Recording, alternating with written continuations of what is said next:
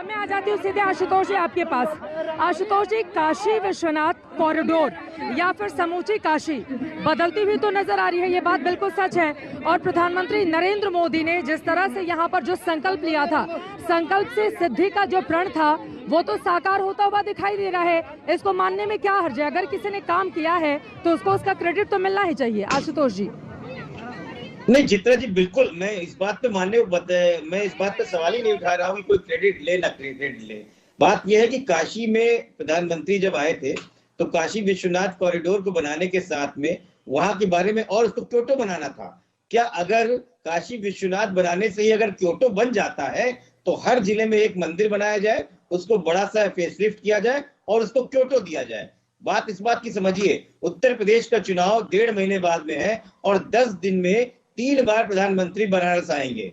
ये क्या बताता है? ये बताता ये है कि चुनाव की वजह से जो धर्म का कवच भारतीय जनता पार्टी यूज करती है वो यूज कर रही है। और अब प्रधानमंत्री कहते हैं कि इस चुनाव को सीधी तौर से मैं लड़ूंगा, क्योंकि योगी आदित्यनाथ को बताना चाहते हैं कि ये चुनाव अखिलेश से लड़ना है, ये आप नहीं लड़ पाएंगे। तो इन्होंने एक तरीके से उत्तर प्रदेश की सरकार को बता दिया है कि चुनाव ये यहाँ की कैबिनेट उत्तर प्रदेश सरकार की बस का नहीं रह गया है। रही बात क्रेडिट के लिए, हम तो कह रहे हैं कि समाजवादियों को काम को आगे बढ़ाइए, आपको जिंदगी में क्रेडिट मिलेगा।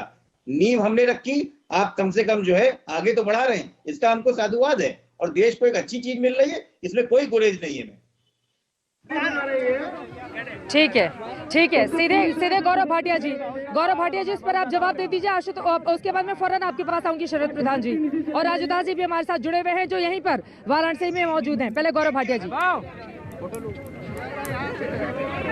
चित्रा जी, आपको मालूम है, देखिए यही दोहरा चरित्र है समाजवादी पार्टी का।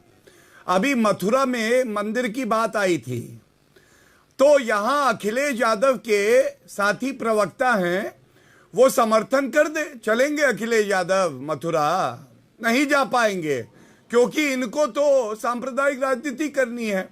एसटी हसन साहब अभी मुसलमानों को डरा रहे थे कि सब एकजुट हो जाओ उत्तर प्रदेश के चुनाव में, वरना यूनिफॉर्म सिविल कोड लागू हो जाएगा, तुम लोग रह नहीं पाओगे।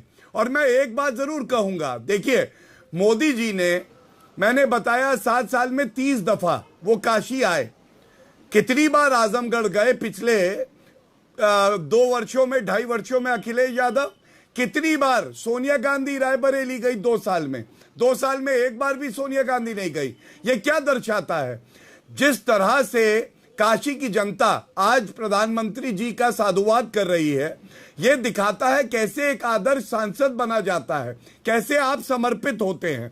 और मैं इतना ही कहूंगा, ये कहते हैं चुनाव की दृष्टि से, चित्रा जी जल्दी से बता दूं, जब रुद्राक्ष कन्वेंशन सेंटर बनता है जुलाई में 2021, ये भी चुनाव थे। जब बीएचयू में 100 बेड का एक अलग से विंग बनता है, ये भी चुनाव थे।